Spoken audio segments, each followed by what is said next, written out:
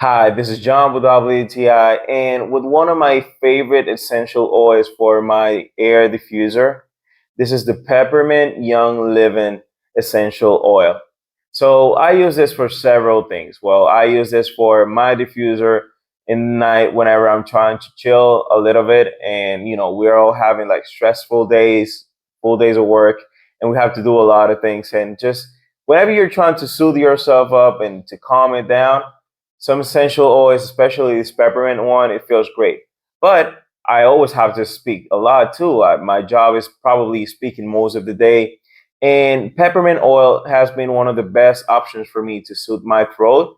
And whenever I feel like I need to refresh my throat out of it, all the speaking that I have to do around the day, just a couple of drops of peppermint oil feels awesome.